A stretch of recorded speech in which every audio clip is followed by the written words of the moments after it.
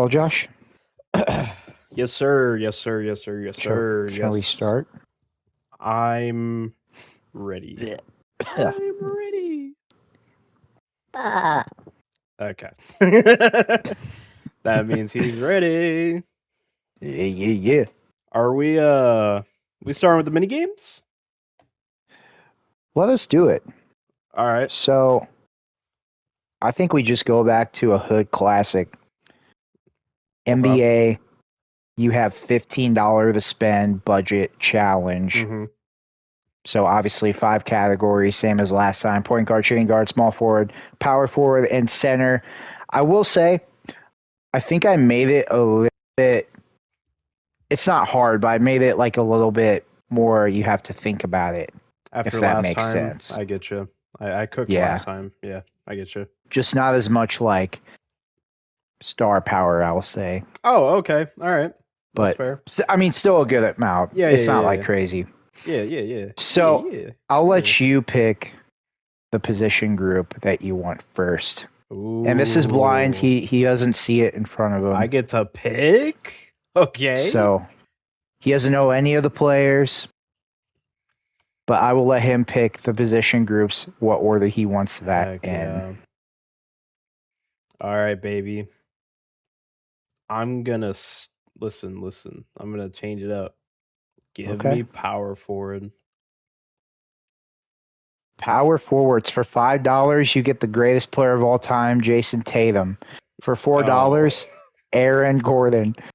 For $3, Draymond Green. For $2, Rui Hachimura. And for $1, Dean Wade. You know what, man? I was thinking Draymond for 3. But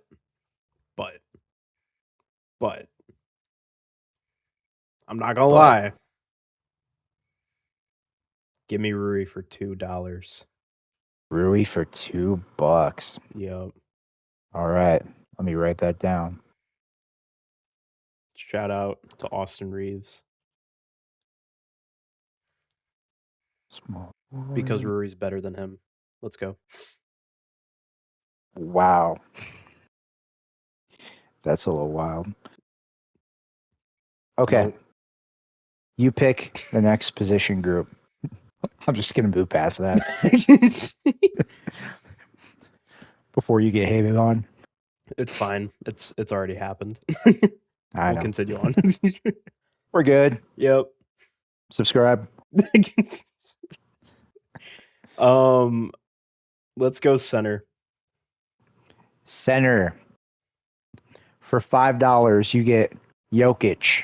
For $4, Rudy Gobert. $3, Walker Kessler. $2, Musa Date. $1, Isaiah Stewart. Bro, you're throwing Musa too? Oh, you're I threw messed Musa up. at 2. This is mean. This is so mean. Oh, dude. Dang, I should have picked Draymond then. If I would have picked Draymond, I would have put Musa. I would have picked Musa at center for sure. But Musa's too small though. So Rui wouldn't be able to help him. Yeah, give me Rudy Gobert for $4. Rudy Gobert for 4. Yep. Okay. Yep. All Give right. me the big man. One of the best, if not the best defensive centers of our generation. Quote me now. True. Josh is a very big Gobert fan, so Rudy, if you're watching, send us a jersey. Rudy, send me a flight to France. I got you, dog. Wow. He wants to hang with you, bro. Mm-hmm. All right. Point guard, shooting guard, small forward. Give me a point guard. Point guard for $5, you get Jalen Brunson. Ooh. For $4, LaMelo Ball. For $3, DeJounte Murray. For $2, Davion Mitchell. And for $1, Colin Gillespie. Zach, you know who I'm going for. I'm already typing it. NBA champion. Okay. Give me NBA champion Jalen Brunson. Mr. 40 points. in a Game 6 finals. I actually thought you were going to go Melo. No. Fine. But if he ever scores a 40 in a Game 6 finals, then I'll pick him. But we're going to go with Jalen Brunson at this point. Jeez. Whatever. So you have spent, was that $11? $11? So Yep, you have yep. $4 and 2 positions left. Biggest $4 of my life. Let's get it. Shooting guard or small forward? Give me the shooting guard. Shooting guard for $5, who you cannot get. Yeah, Devin Booker. that's $4, your buddy Austin Reeves. Oh, God. For $3, Norman Powell. For $2, Jalen Green. And for $1, Lou Dort. Holy. Oh, my goodness. Who was $3 again? Norman Powell. Bruh. Oh. That's hard, bro. That's a hard list. Wait. Yeah. This is bad.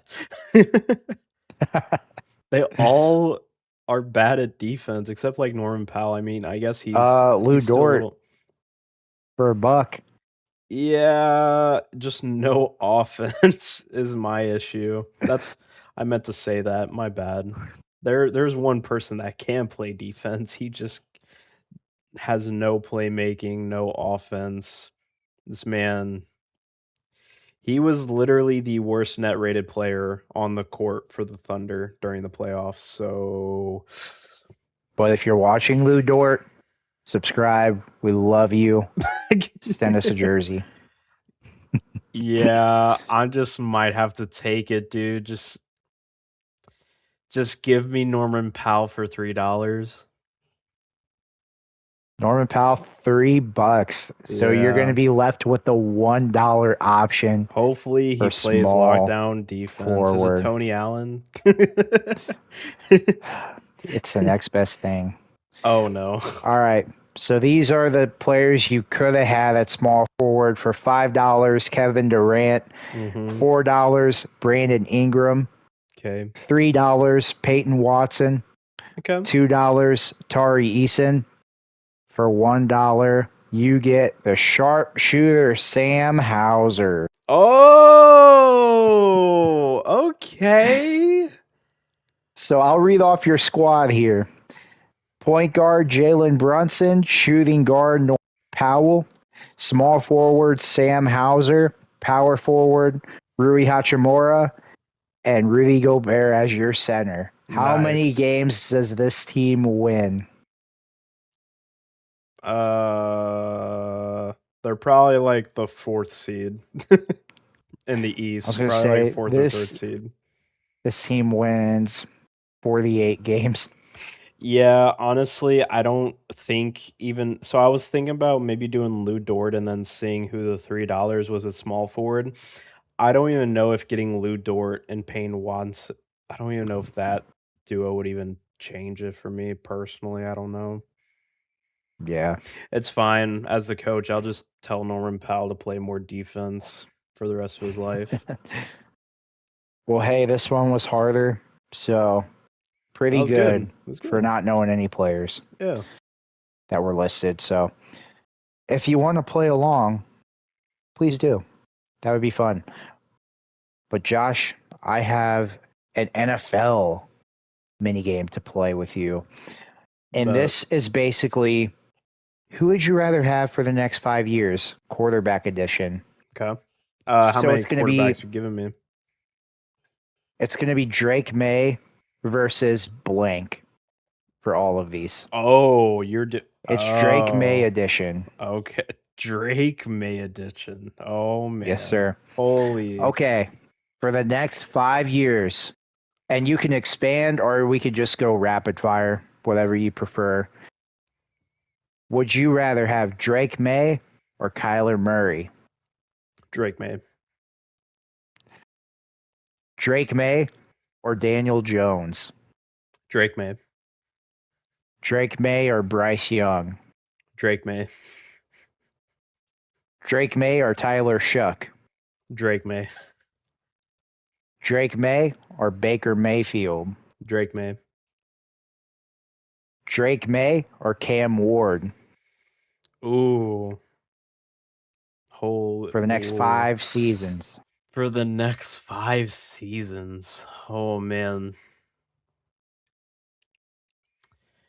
Give me Cam Ward. What? Yeah, I'm high on Cam Ward. Give me Cam Ward. Okay, that's got to be a short right there. But let's keep playing. I didn't think we would get this. I didn't think you would pick a QB this fast. I'm so high on Cam Ward. Super high. I want to see how many you list over Drake May. So let's go Drake May versus CJ Stroud. Drake May. Drake May versus Brock Purdy. Drake May. Drake May versus Sam Darnold. Ooh. Oh my gosh, this is dangerous. In the next 5 years? The Super Bowl matchup. How old is Sam Darnold? Right now, he's probably like. I mean, he's still late so 20s? young, right? He's like He's probably late 28? 20s. Sam Darnold. age. 29. Yeah, 29. Yeah, dude. Dang. Oh my gosh. But Drake May what, finished 25? second in the MVP. Yeah. But that was also because literally the Patriots had the easiest schedule in NFL history. I'm not disagreeing. But yeah, he's 23, dude. Yeah, just give me Drake May, dude. That hurts. Drake May or Dak Prescott? Yeah, Drake May. Drake May or Bo Nix? Drake May. Drake May or Jalen Hurts? Oh, that's painful. No, Yeah, it this is. one's easy. No. One's a Super Bowl champion. Drake May. Good. Little curveball here, but Drake May or Arch Manning? Drake May. Drake May or Jordan Love? Oh. Dude. Oh my gosh. I wish we had more to see from Drake May so I can figure this out, but I guess that's the premise. Give me give me Jordan Love. Okay. Let's keep it rolling. Drake May or Trevor Lawrence? Oh, Drake May.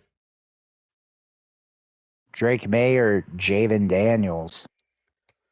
Oh, that's a hard one, dude. And that Same sucks. draft class. Yeah. Second overall versus third overall. Like, Jaden could be better, dude. It's just like if he didn't get hurt and have the season that he had. It's your preference too. Yeah. I'm gonna go Drake May here because it is kind of worrying to see Jaden Daniels to have what he's been going through lately. So Drake May or Jackson Dart? Chad, should I be disgusting? Should I be absolutely gross? Just prepare yourself in the comments. Give me no, I'm kidding. Give me Drake May. Oh, you dog. For now. Ask me next. Drake May. Oh my gosh. Or Drake May or Jared Goff? Drake May. Drake May or Justin Herbert? Drake May. Okay. Drake May or Caleb Williams? Give me Caleb Williams. All right. I didn't even have to think. Give me the Bears.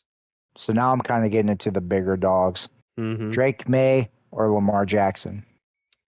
In 5 years, man. Yeah, give me Drake May. Drake May or Joe Burrow? Drake May. Drake Yeah. May or Josh Allen? Josh Allen. Drake May or Patrick Mahomes? Patrick Mahomes. Okay. And I'm assuming you would take Drake May over Stafford just because of the 5 years. Correct.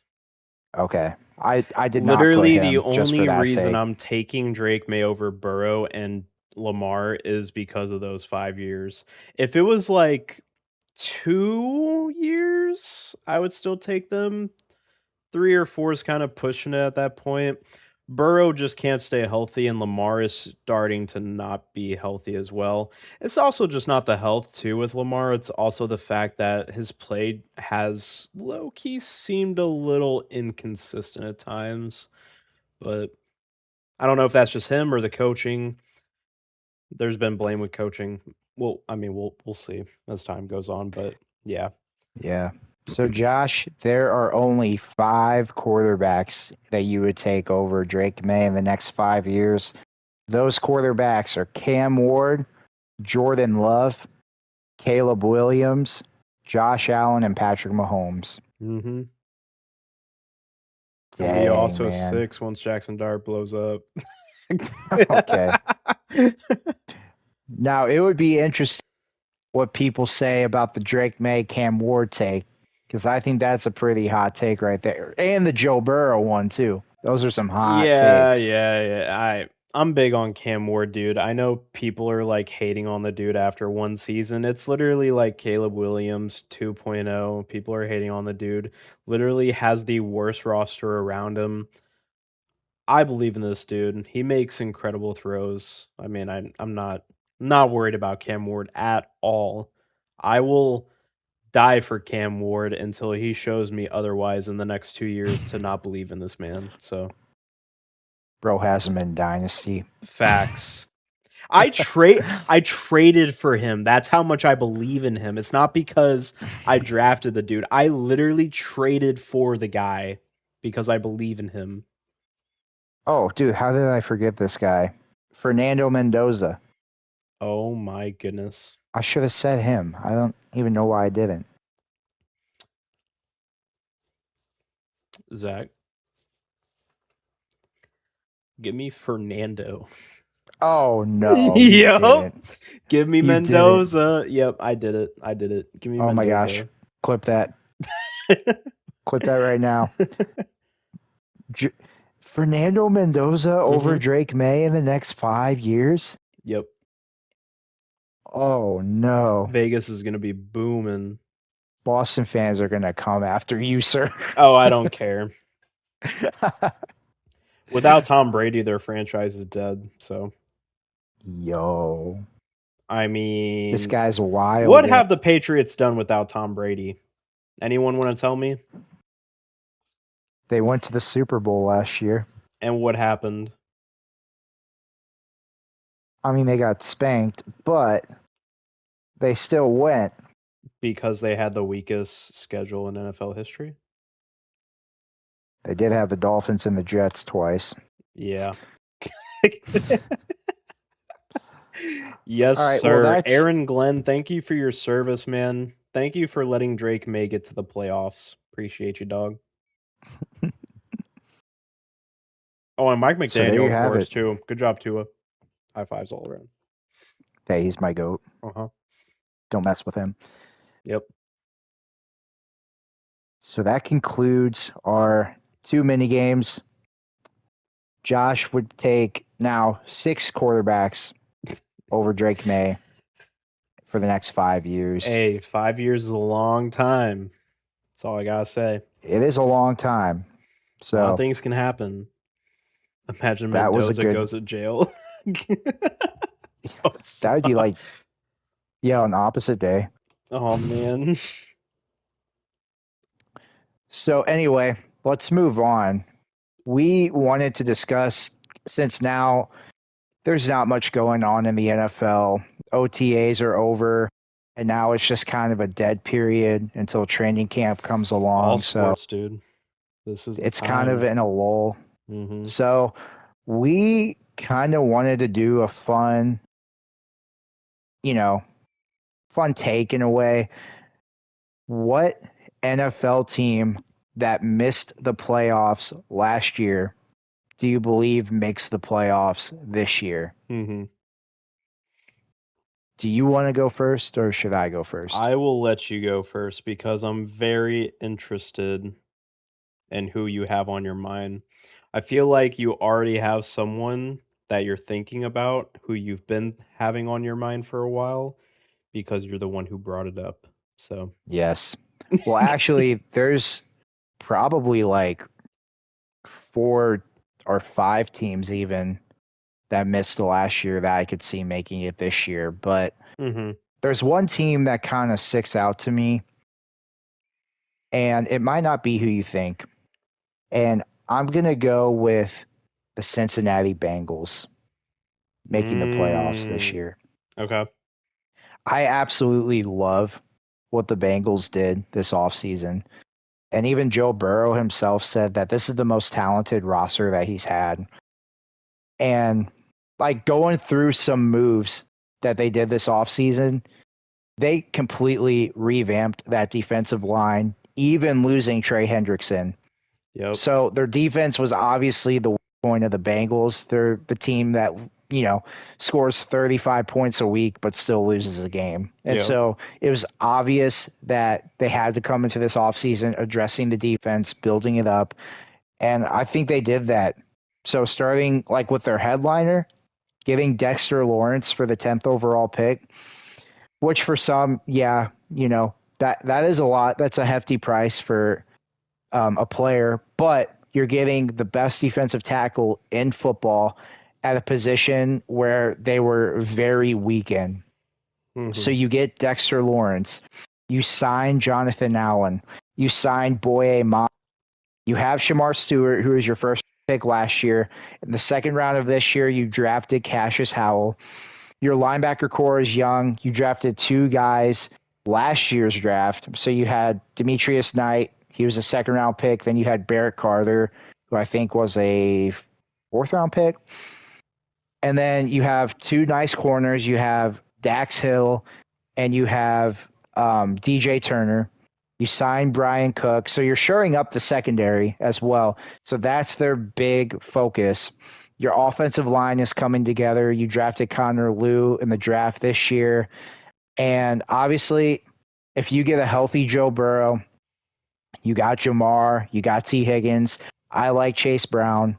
Like, this team is poised, in my opinion, to be back to the way they were, like back in 2020. I would be surprised if they are a healthy team and miss the playoffs. And so that's the first team that came to mind when I thought of this idea. But I think there's a few that you could argue. So I don't know if there's any specific team on your mind. I have a couple that I was running through, and it was very hard for me to decide. But We can do honorable mentions as well. But who's the one team that you would bet money on makes it? I would bet money on the Minnesota Vikings. Wow. Yeah, you didn't expect me to say that. I didn't, but they would have been in Yeah. my honorable mentions. Mm-hmm.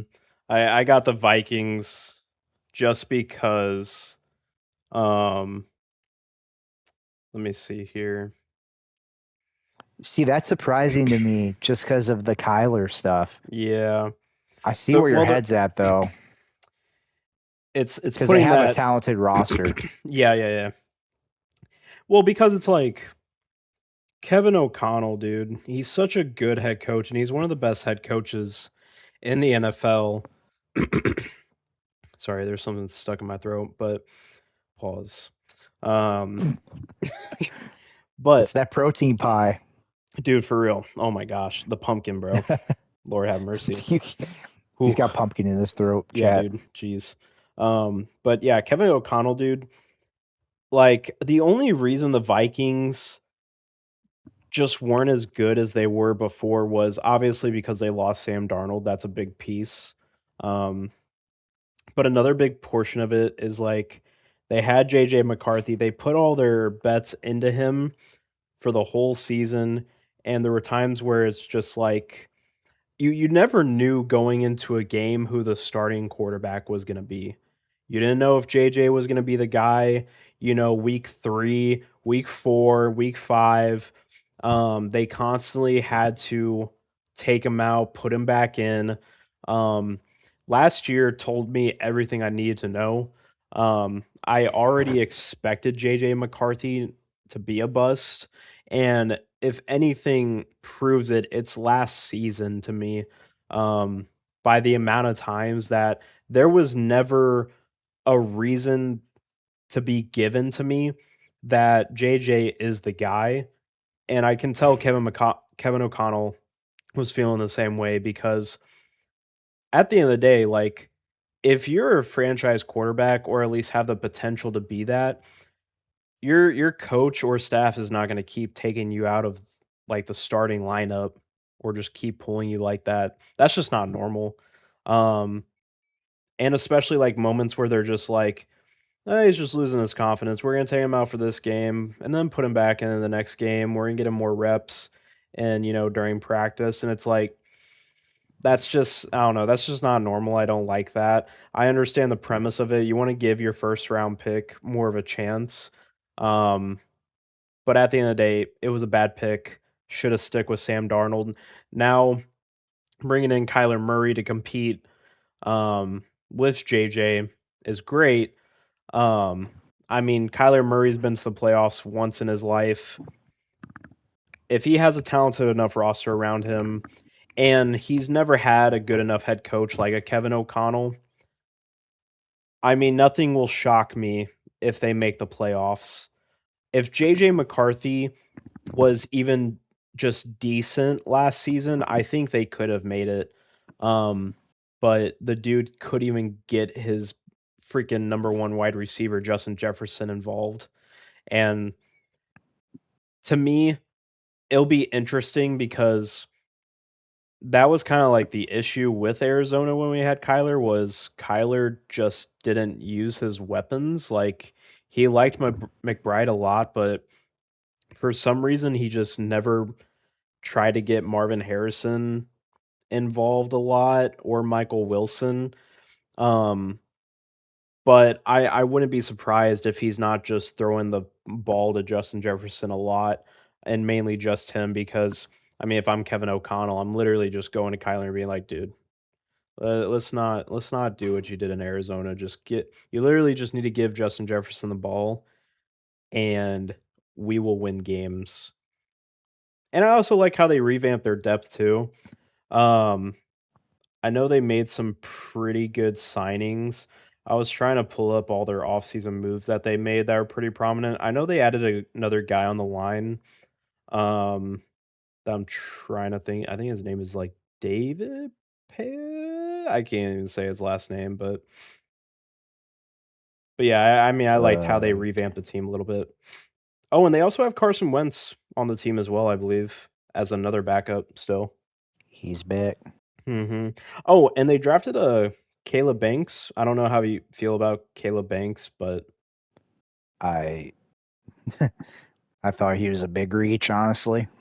yeah, that is true. And they also have a who's the other guy that they drafted? He was a linebacker after I think he's out of Cincinnati. Jake Golday. Yeah, yeah.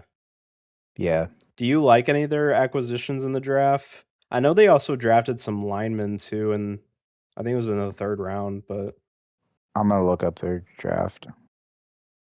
Let's see. which makes sense because I mean they needed some help on the line.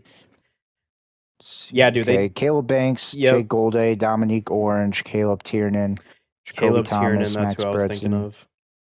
Charles Demings, Mhm. uh, Damon Claiborne, Gavin Gerhardt. Yeah, I mean, it's a fine draft. There's honestly not my favorite, to be honest. Yeah. I like Caleb Banks. I liked him a lot more in the second round. Mhm. He's a very high ceiling player, but he just cannot stay healthy. So I was not expecting to hear his name called at all in the first round, especially not at 18. I was hoping, if you're going to go D tackle, I probably would have went Caden McDonald or Lee Hunter. I was big on him. He went to Carolina. But Caleb Banks, they're really going for high risk, high reward, and that's exactly what it is. So that's that pick. Jake Golday, that's a solid pick. I can't even, it's good. The Dominique Orange, another D lineman, definitely a run stopper. I don't mind them pairing those two up. To be honest, I think it makes it look better. And Caleb Tiernan, he's doing his thing, but it's like their O line is pretty solid because they got it's better than last year on paper, to me. I don't know, is what's his face? Ryan Kelly, did he retire? I don't remember. Well, I saw that they signed Ryan Van. How do you say Vandenberg? Is it Van Demark? Is that how you pronounce it? Demark? Ryan Van Demark? I never even He's heard of him. offensive tackle. Oh, to be honest. He's a 6'6" offensive Well, he's going to be a tackle. backup regardless because he's definitely not beating out. Well, that's why I was no. I know that's why I was saying I like their depth, because for some reason I feel like Minnesota does have injury issues a lot of times. Yeah, I mean, and they also signed James Pierre too. He's been hurt. Yeah, I mean, that's fine. It's solid. To me, they've done nothing special this offseason or in the draft, but getting Kyler, I think, changes a ton because they already have a great roster. Losing Jonathan Grenard is rough. They have Dallas Turner, Andrew Van Ginkel, which breaks my heart because he was a Dolphin and I knew he was so good, but we wouldn't pay him. So they got rid of Jonathan Grenard. He's with the Eagles now. They didn't do much around the roster to upgrade. It was kind of more of just like, we'll run it back, but let's add a quarterback in Kyler Murray, who's obviously better than McCarthy. So, he's definitely better than McCarthy. Oh, 100%. 1,000%. I think he takes them. He's at least 3 wins better, in my opinion, than McCarthy. So I'll say that. Well, didn't the Vikings go 9-8 last season? Yeah, but I don't think McCarthy played all those games either. No, that's what I'm saying. I'm just making sure. Yeah. They went 9-8, which is actually crazy because he didn't play in all those games and they still went 9-8.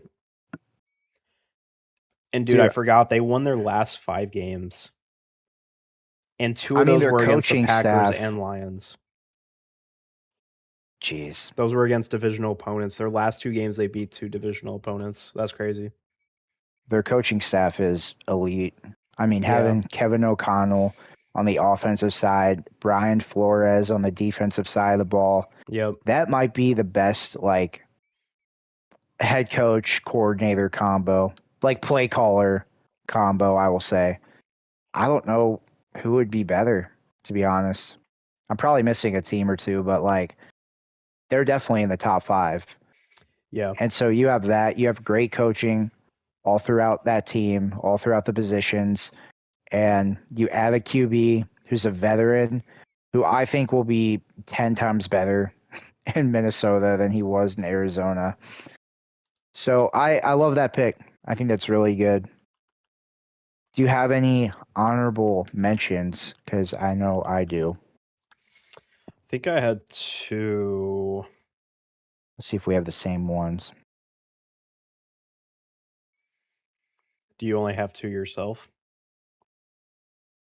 I would have. I'm quickly looking through. I would probably have 3. 3? Yeah.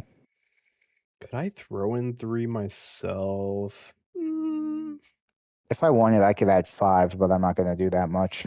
Yeah, then you're really just like those are more of like I could see them making the playoffs, but not like I actually believe they Yeah. will.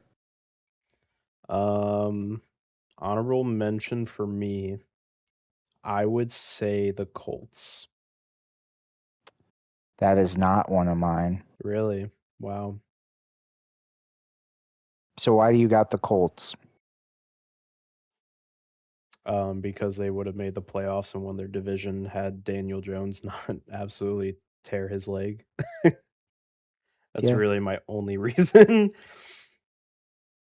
And I feel like the yeah, Colts roster is always like it's still very consistent. Like it's still good to this day. I mean, I don't they still have big players on the team. I mean, you still have I mean, assuming Daniel Jones is going to be back to play, you have Tyler Warren at tight end and you have Alec Pierce who's probably looking to have a big old season this year.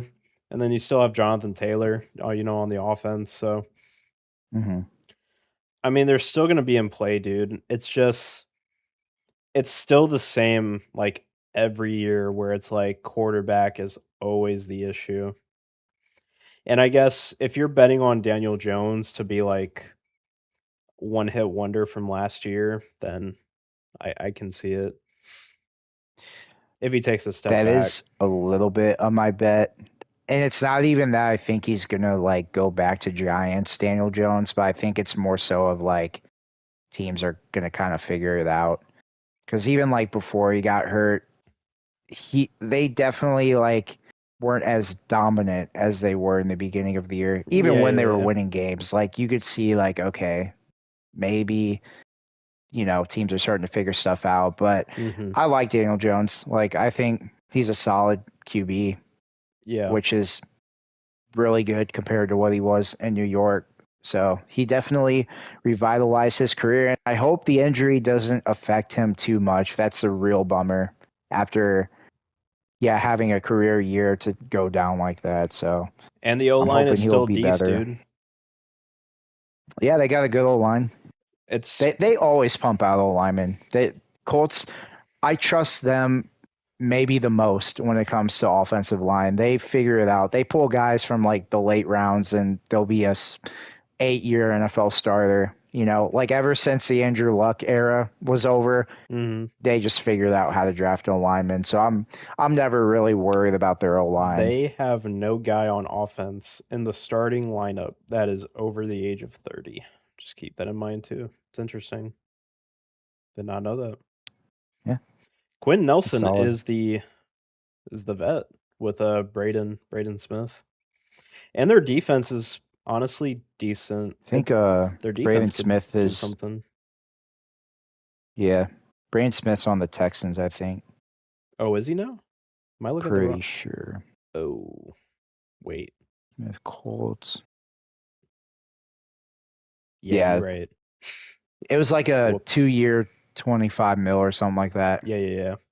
But I think they probably drafted someone or had Yeah. someone in the weights. So yeah, Defense, I I like mean, the defense. Is the little they got a lot more vets on the defensive side, which is nice. But I yeah, would say Colts, and then another team I was thinking about was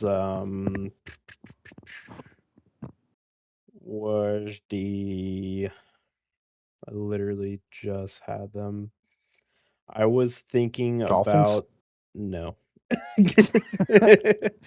I did not mean to say that so fast, but Oh, whoopsies. Actually, you know what, dude? I have two more. Lions are another one. okay, same here. And it's just because that division is it's the same kind of with the Vikings where it's like this division I feel like is going to be competitive every single year for a while because this division is literally just going to be on like I know this is super basic, but like whichever team is just more dominant each season. Like if the Lions and Vikings are having a better season, the Packers and Bears might not be. Like that's kind of how it was last year where it was like the reason the Vikings and Lions dropped out was just because the luck wasn't on their side. The Bears and Packers just ran through the division. Well, Um specifically the Bears, they had a lot of stuff go their way last they year, and it's they like did, even the dude. fourth place team had a winning record. Yep. That's just the best division in football. I mean, I don't think you can It is. It's really argue it. I think it could go either way. Just like last year, like you really don't Well, know. NFC West, I'm capping. They're the best. Sorry, There's go one. ahead. Then, I mean, Arizona really like they have drags it down. 3 No winning offense, teams. Yeah, I was about to say but the top three are dominant. Yeah, but the NFC North has way more consistent good teams. It's fine. It's fine. They're both good. Yeah. The NFC is stacked. Anyways, um, I would do the Lions, and I would also do the. I'm gonna do the Saints here. I know you don't have the Saints, but I'm gonna do I Saints. do not have it. Yeah, you Is probably have the that Panthers. okay? Are the Saints a team that? Well, the Panthers made it. Are the Oh, Saints a that's right. My team? bad. You probably have what? Well, you know what? No, you don't have anyone You for don't that know division. what know I what you're have, talking Weather about. Boy. Yeah, you're right. You have the Dolphins. Right. Yep. So, do you actually believe that the Saints will make the playoffs, or do you just No, I do. That's why I keep saying. see that they could? No, I think they could pull it off. Okay. Interesting. Mm-hmm. Well, yeah. I mean, I had the Lions as well, and I think last year was a big adjustment period because you had two of your coordinators become head coaches for other teams with Ben Johnson and Aaron Glenn. So it was a very big learning curve. And I'm pretty sure, don't quote me on this, but I think like there's a part of the season where Dan Campbell had to take over play calling duties for his offensive coordinator at the time, who was no longer there. So there's a lot of issues with staff, and I think just a lot of games just didn't go the Lions' Mm-hmm. way. And I kind of have a hard time seeing a team with like Jared Goff, Jameer Gibbs, Amon Ra, and just like all the veterans they have on that team missing the playoffs 2 years in a row. They made a hiring at all coordinator that I think we're both not very high on, but who knows? Maybe they'll be better. It's Drew Petzing, who was the Cardinals' old offensive coordinator. Yeah. So Have fun with that's that, a little Lions. sus. Good luck. Yeah, that is a little sus, but That man made me want to just not watch Sunday football. Just saying. yeah.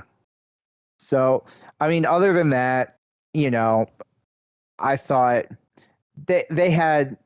I want to see their draft actually, real quick. Sorry, I'm taking a long time, No, you're good. but let's see. Lions. I know they drafted Blake Miller in the first round. Let's see. Okay, Blake Miller. So he's gonna go to right tackle because Taylor Decker is gone, and then Penei Sewell is gonna switch over to left tackle. They got Derek Moore and Edge rusher out of Michigan, which is good. They need a defensive line depth. They drafted Jimmy Rolder, linebacker out of Michigan in the 4th round. I've never heard of him, to be honest. Keith Abney, this corner out of Arizona State. Kendrick Law, Skylar Gill Howard, Tyree West. Never heard of Kendrick Law? Tyree West. Did not know Yeah, that. wide receiver out of Kentucky. Mm-hmm. I remember him. It's Yeah, weird that I know I'm about not. him. Don't ask me how. Oh, I know how. College football, we already know. Yeah, it's a Lions draft. That's Yep. the best way to put it. They always draft. They'll take their guys. That's all you can say, and Yep. that's why it's really hard to put a grade on Lions drafts because they'll usually take guys that you just do not expect to go where they go, but they usually pan out pretty well. So, if this was any other team's draft, I would probably be a lot lower. But since it's the Lions, I have some confidence that it's going to work out for them. So I think they will make the playoffs. I also can see Kansas City going back to the playoffs again. Unpredictable. Yeah, it's another one of those things, like I said with the Lions, it's hard for me to see Patrick Mahomes miss the playoffs 2 years in a row. And I know he's coming off of injury as well, which is a bummer. They got Justin Fields, so if he's going to miss any time, he's at least a competent backup, could maybe win you a game or two. I mean, he won the Jets a game or two, baby. Yes, sir. One or two, yes. The only two. Yeah, the only two I'm sure. But yeah, so Kansas City, I could see them being back. They'll probably bring back Tyreek Hill if I had to guess. Yeah. So they should be back in the running. And then for my last team, real quick, I'm going to go Baltimore. Fun fact, Tyreek Hill was seen purchasing a vehicle at the one of the Jefferson City dealerships the other day at Rusty Druring. He was at the Rusty Druring dealership in Jefferson City literally a couple days ago. That's like the least surprising thing ever. Yeah. I mean, he's going back there. I mean, I would be absolutely floored if he went anywhere besides Kansas City. Yeah. And he should go back to Kansas City. Yeah, it was funny because I saw it and I was like, yeah. Yeah. Because people were like, why are you in Jeff City? And I'm like, I think we all know why. You're right. But anyways, continue. Yeah. Ravens, yes. Well, yeah, I was just going to say my last team's the Ravens. You know, Lamar's coming off of an injury as well. That's kind of the common theme, you know, with a lot of the teams that I think make it back, like with Joe Burrow, Lamar, Patrick Mahomes. Those were obviously the X factors why these teams did not make the playoffs. So, you know, new coaching staff in Baltimore, I think that's going to help a ton. You know, you obviously have Lamar. Hopefully he'll be more healthy this year. I liked their draft.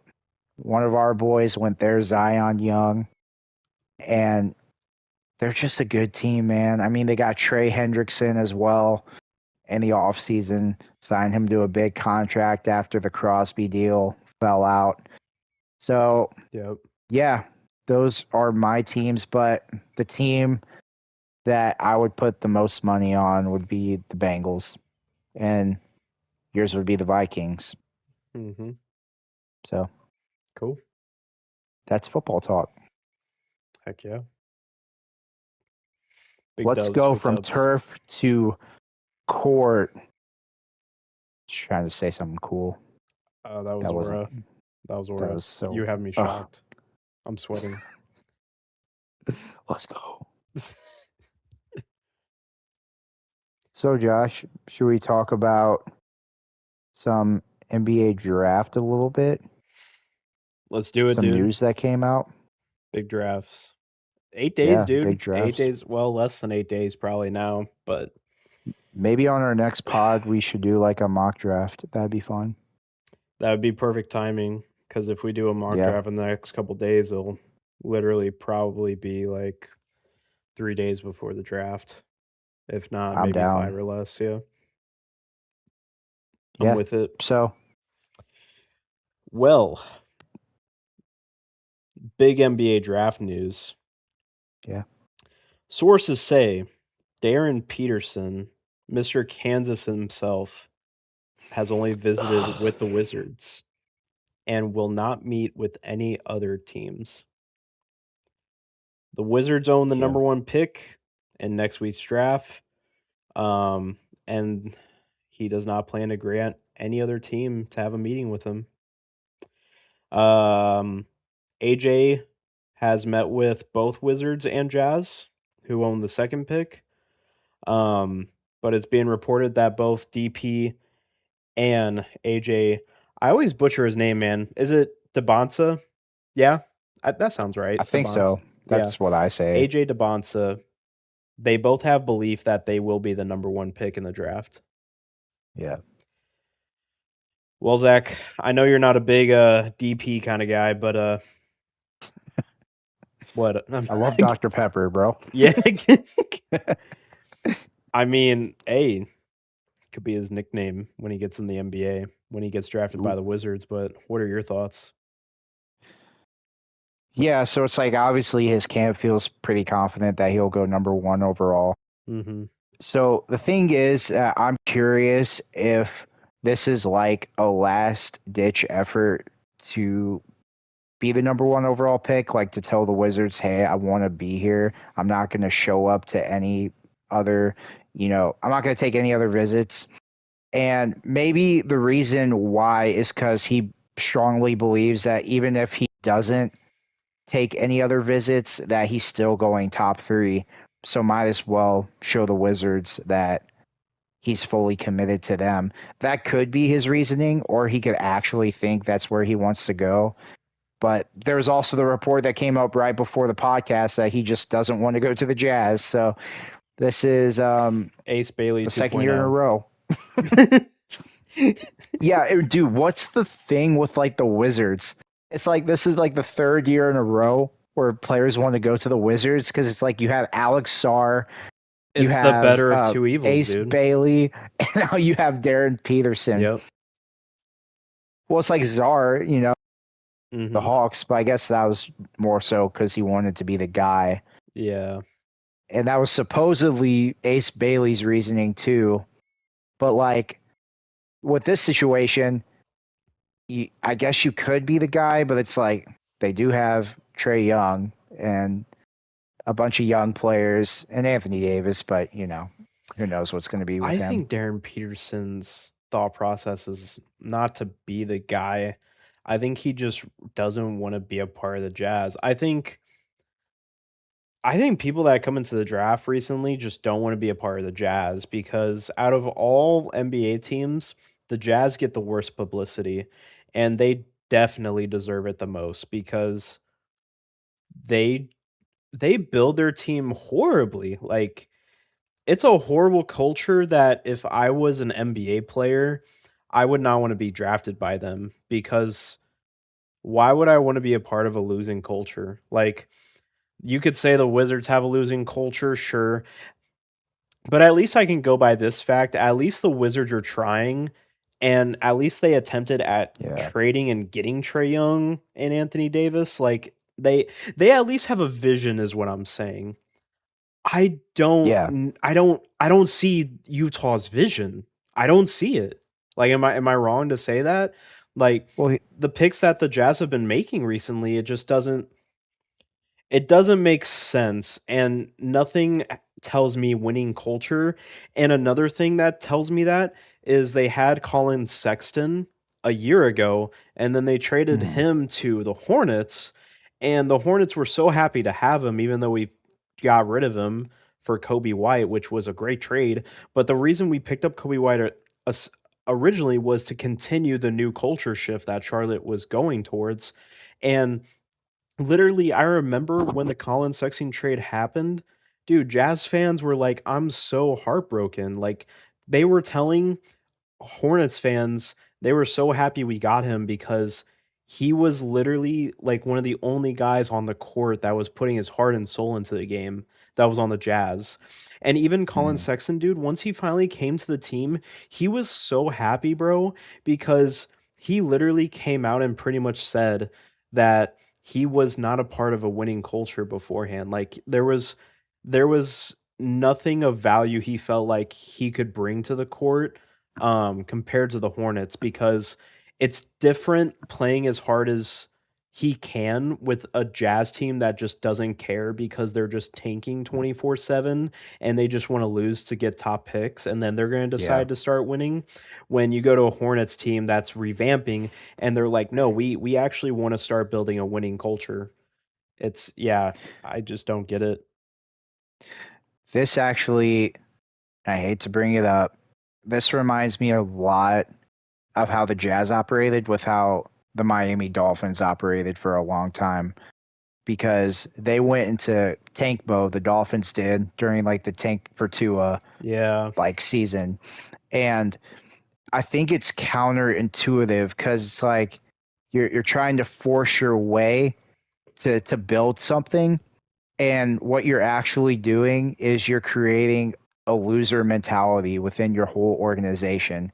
And once like you're an athlete playing on that team and you know what's going on, like it's hard to just go from like that situation, like losing mentality to now, okay, now we're a good team, now we're winning. Right. And so I don't like the way they went about it. However, I will say a team with Keontae George, Darren Peterson, Laurie Markkinen, Jaron Jackson Jr., Walker Kessler, you got Ace Bailey. Like there are a lot of pieces there to be potentially competitive. Mm-hmm. So I don't like how they built it, but regardless of what they did, they're still in a pretty good position, in my opinion, if they take Peterson, which, I mean, for them, if they could get DeBonsa, yeah, like, great. That's even Which they better for do. them, to be They do honest. want him. So, He's from BYU, dude. Like they've been looking at this dude all year. Obviously, they want him. well, so my issue with the Wizards is I'm not sure why this really makes sense for them because they do have an insane amount of guards right now. Like they have Trey Young, Bub Yeah. Carrington, who else is there? Keyshawn George, um, Jalen Hardy. Like they have a lot, which none of those guys should like prevent you from taking a talent if you think he's generational or whatever, just elite. Mm-hmm. So I just think though, for fit reasons, like wouldn't you say DeMonsa fits way better in Washington? I mean, to me, he does. I don't feel like he does. Just on the court, I don't. you don't. No. I do. I think it's a perfect fit. I think AJ I fits think better with the Jazz than the Wizards. on the floor Yeah. or just like the city. The floor. Yeah, I might have to disagree with that. I mean, That's fine. who, where are you playing? I guess you can be positionless, but like, who's going to be the two on the Jazz? Like, are you putting DeBonsa at the two? No. He's a forward at heart for sure. Um, I mean, they could play really big. I mean, it'd be interesting. I mean, they kind of already do. I mean, they're playing Laurie Markkinen at small forward. Like, Yeah, I mean, but I if mean, we look like, at their really typical big. starting, well, dude, did you not see what their starting lineup was? Probably not. I mean, no one watches Jazz games. Let's be real. I mean, they had a million combinations, to be fair. Yeah, dude, they were running Keontae George at point guard, and then Ace Bailey was at shooting guard, and then Laurie was at small forward, and then don't forget Jaron Jackson, power forward, and then Walker Kessler was at center. That's a big lineup, dude. It's a big boy lineup. I don't like it. I don't like how that works, to be Well, honest. see, here's the thing. I'm thinking of like logistically, where if I was running the Jazz, if I'm running the Jazz, Laurie Markkinen would have been gone already. And then that's where Oh you can yeah, place that's where yeah. you can place him at. Which I don't know if that's what their game plan was to wait out and see if they got Diabata and then trade Laurie. But here's the you know what's funny, dude? If they would have traded Laurie Markkinen a long time ago, it actually probably would have helped them get the first pick, maybe. Just saying. Like way long. Like Yeah. he's years overdue. Yes, exactly. But like if you just get rid of Laurie, dude, like you can put AJ here. The thing what makes it all weird is just the amount of power forwards and centers that they have, which the reason I say AJ can fit better is they need to make moves to make this happen. Like they want AJ so bad, but like they haven't made moves to do that. Because And he's I better. and I guess they haven't made moves because they realize they're probably not going to get him. Um But at the end of the day, dude, if I'm the Jazz, I'm calling the Wizards and I'm saying, "Hey, what do you want for that first pick?" So, because Are you obviously sending? the Wizards are in win now mode, obviously. Like you don't just trade for Trey, like you don't just get Trey Young and Anthony Davis if you're not in win now mode. Yeah, Which I think yeah. is I a mean, terrible move, by the way. The Wizards are pulling a Rockets right now, and we all saw how the Rockets panned out. So, would you actually do the Ace Bailey in the second pick for the first pick? ooh, wait, Ace Bailey? Ace Bailey's in the Yeah, package? Oh, I was thinking they would like give Laurie or some or like Laurie and Walker Kessler for the first or something like that, you know? that's the Um one I've heard quite a bit. Ace Bailey in the second for the Ace first Bailey overall. and the second. I mean, Yeah, dude, they've been watching AJ all year. If they're that high on AJ, you might as well. The thing is, they probably don't want to though, because who else is going to play shooting guard? And yeah. Ace I don't Bailey know. barely can play shooting guard. I mean, he's 6'9". I mean, yeah, I was gonna say he's not really much of a shooting guard. I know, I know. That's the weird thing. But who knows? I mean, I think they have a second round pick. So I mean, they could draft a shooting guard later on, but I have no idea. The Jazz confuse Yeah, me. Is that fair? Is that fair to put that out there?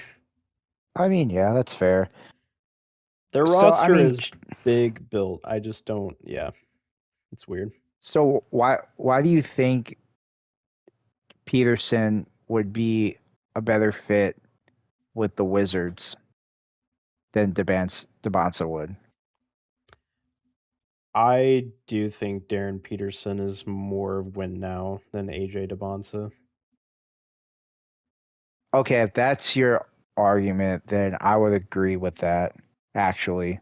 Because I do think Peterson, I'm looking at it as like AJ is more long term, but if you're trying to have Trey Young and AD be your main guys going into next year, like you might as well take the guy at shooting guard that's gonna be another weapon on offense. Plus, I think he can play defense. Like I feel like he's an elite defender. yeah, that's what I'm Like, saying. Like straight up, he's elite. I think if you bring him in next to like Trey Young, I think he can flourish because he has the wingspan to do it. He has the length at his size. Like I feel like obviously AJ is going to be the talent that he is, right? Like people say he's going to be a generational talent. But here's the thing, like I Darren Peterson's probably going to be a better scorer than him day 1 right off the bat Yeah, because I think AJ is going to have a little bit of a learning curve with shot creation and getting his three-point shot to go. Um because he does have a lot of tools, man, but AJ to me is more of like a power forward than a small forward. So, so with the Wizards, Trey Young and Anthony Davis, to me, that feels more like a soft commit rather than we're all in on this. Like, to me, it was kind of an in between. Let's see if this works. We'll test it out. But it's not like we're throwing all our eggs into this basket of yeah, AD and Trey which they Young. didn't. Yeah, they didn't give up a lot for them.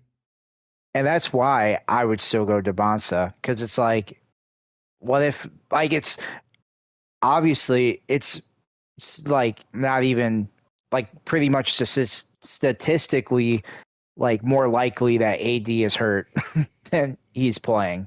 Mhm. So it's like you have that, and it's like, are you really gonna go for a higher upside guy?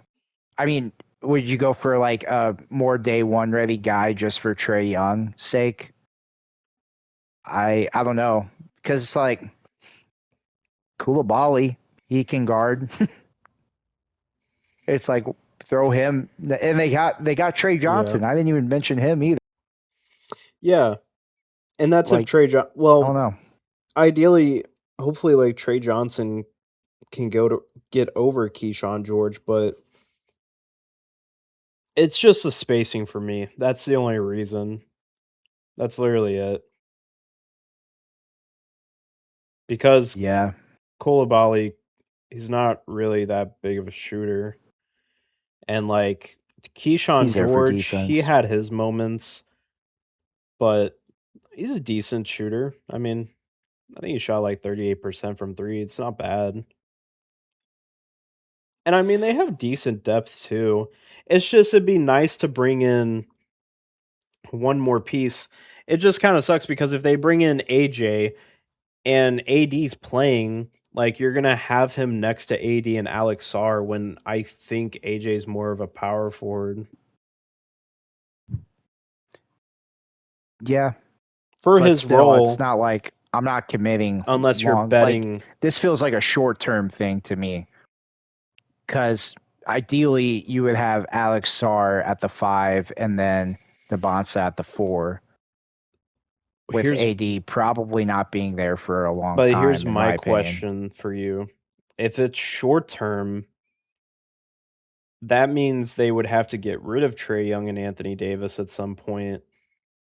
Who's gonna trade for Trey Young? Especially who's gonna trade for Anthony Davis at this point? Trey I'm Young looking might up still get some Anthony value, Davis's but contract. they're making still big money, Zachary. Their contracts are still 3 year, pretty 58 cracked. million. Yeah, Yeah. well, The even only reason so, they're on the Wizards is because the Wizards have the money to do that. They haven't made any big contract commitments on anyone on their roster. That's why they made those deals. but even with the Anthony Davis contract, if I know he's going to miss a third or more of the season, Mhm. it doesn't it doesn't do much for me. I would So if still you draft AJ, you're feel betting good on him to taking be out. Demonsa. That's what you're saying. I mean, it's more than likely he will. Mhm. So to me, that makes sense. And then plus, since you have already a plethora of guards, it it just to me it fits well having all those combined. But with Peterson too, he does have an injury history. He had the weird creatine thing where he would have Yeah. cramps, like Mhm. his whole body would be cramped. And that was a really sketchy situation to me. I don't really completely understand, or I also Why he overdosed don't on know. creatine. Yeah, I don't really even know how you do. I guess you just take more scoops than you should, but That's kind of I have how a it feeling those will was, come but back. yeah, I don't know. There's something weird going on in Kansas, man. Like we didn't get the full story of what happened. It feels like, is it really just creatine I mean, or I've heard some crazy stories about creatine. Creatine can mess you up. I'm not really surprised in that fact, but I'm also like, I saw a report saying like the can't like not just reports, but I also went on some like Kansas Reddit forums because those actually have like students or people around the facility who know things, and some people were saying that it was the training staff who didn't really do their due diligence and knowing that he was overdosing on creatine.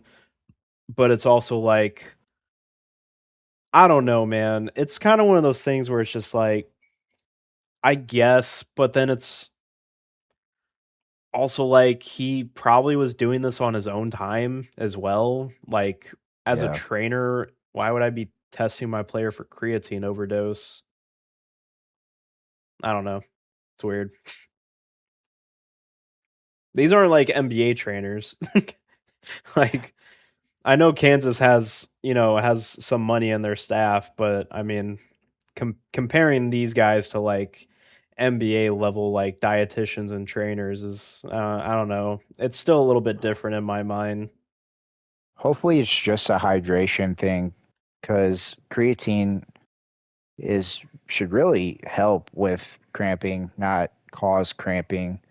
So he probably Well, I think he was like wasn't drinking allergic enough to it or water, maybe I don't know, dude.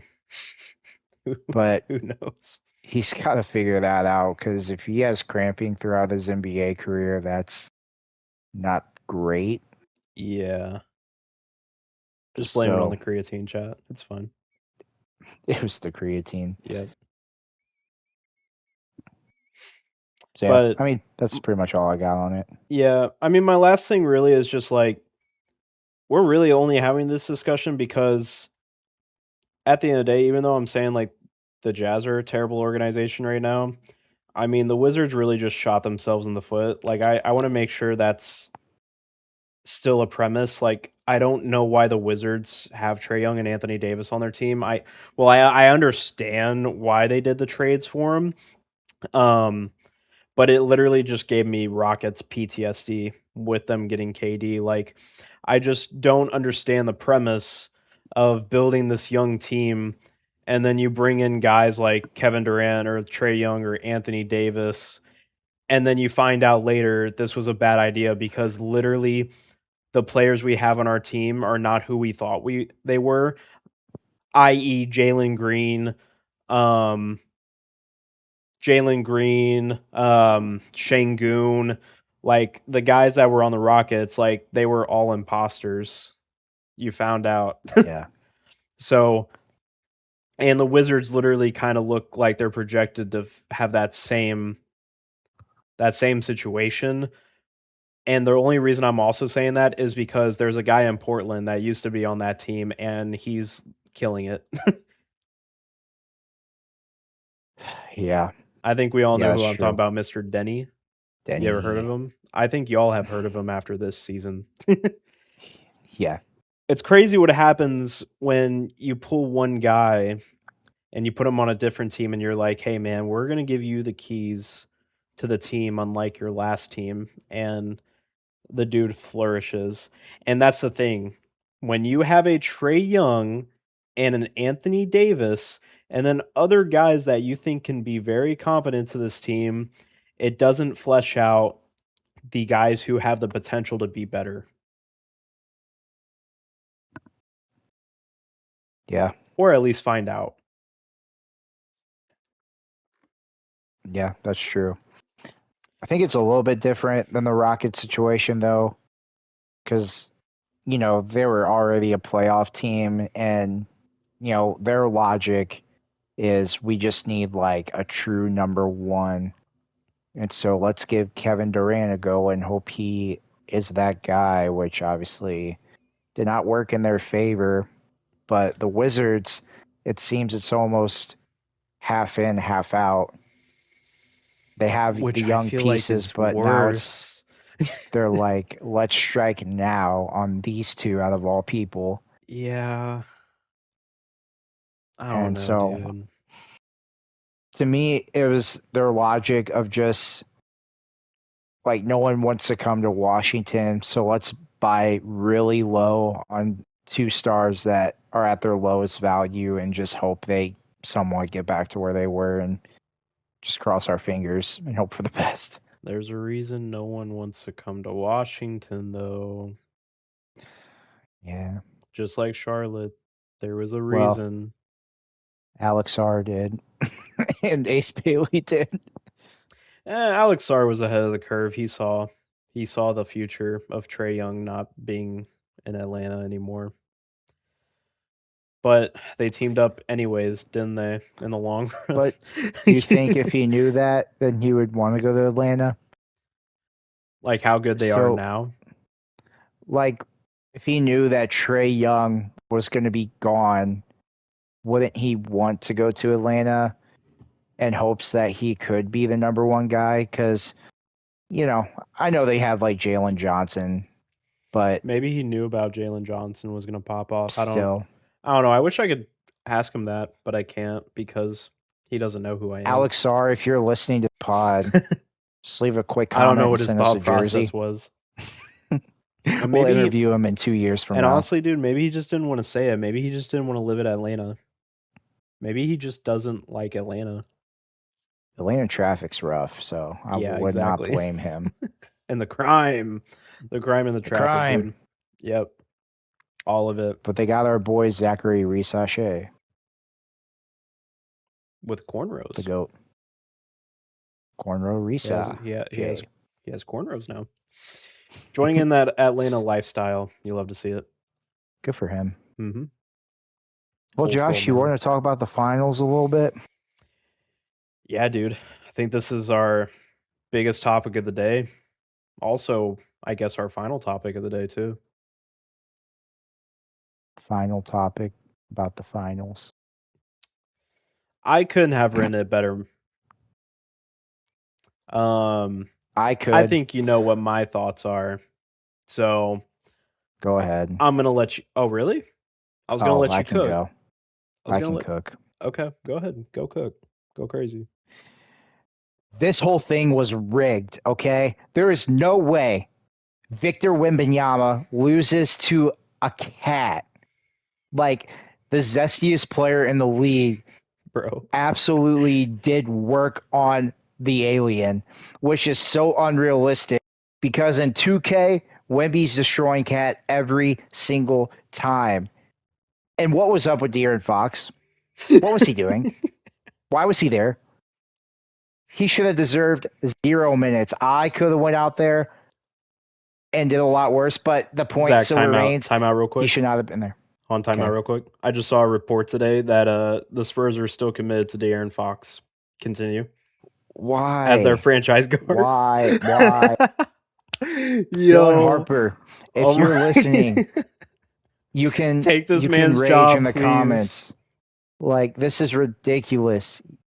Fox needs to go 100%. They need someone to play next to Wemby in the front court. Let Dylan Harper take the reins of the point guard position next to Stephon Castle. It'll be a chef's kiss, perfect. But man, this series, OG Anunoby, you really hurt me, brother. You hurt my heart. You and your broad shoulders and your big traps. Just absolutely amazing series from him. They just come back, man. I don't understand. It was like the last game. They could have been up by 73 points, and I would have been like, they're going to come back. It's just insane. Next one, but that's their last one for the rest of time. So enjoy it. Go ahead. So Victor Wembanyama is a finals choker. No, he's not. You better Yeah. wipe that from your mouth. All right, listen. It's okay. I'm gonna- Listen. It's okay. He's not fully to blame for the series, okay? No, he's not. I just wanted to rage bait real quick. He's not fully to blame. He definitely deserves some blame, Zach. Yeah, exactly. Let's not forget. Where was the 6th minute of the year? What? Keldon, you were quiet, buddy. I didn't forget about you. A lot of people were quiet. I still have PTSD Yeah. watching Castle shoot 1 for 11. Stop. But dude, at the end of the day, like it's okay. Listen, it sucks. It's sad, but at the end of the day, The villain for the won. okay, for the Spurs to make it this far, it's early, man. Like it's just like the Thunder when they made it in 2012. It was way earlier than expected. Victor Wembanyama, bless his heart, he is 22 years old. He led a team as the number 1 option, defensive player of the year, unanimously defensive player of the year, by the way. As a 22-year-old big man.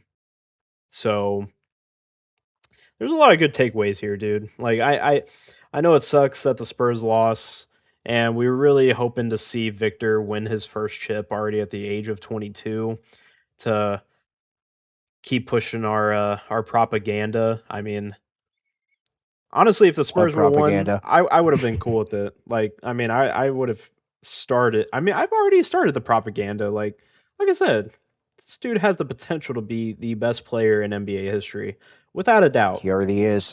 Okay.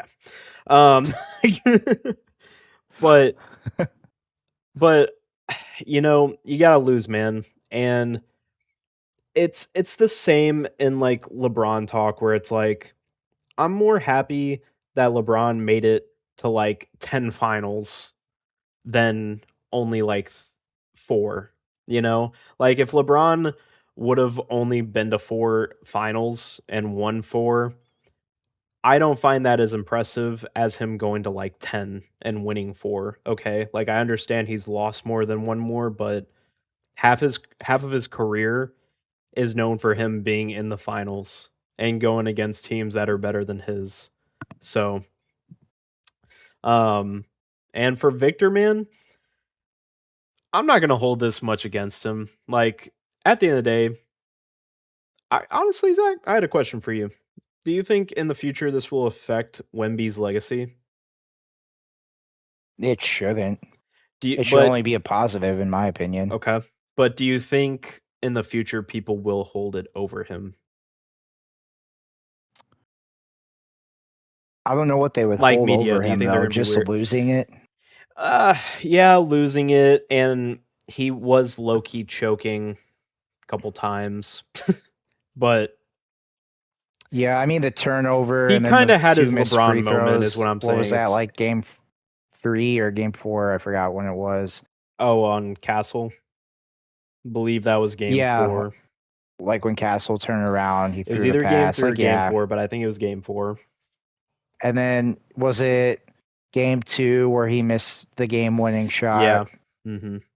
So he had moments, obviously, but Yep. he did a lot more good than bad. I think it was a net positive for him in his finals experience.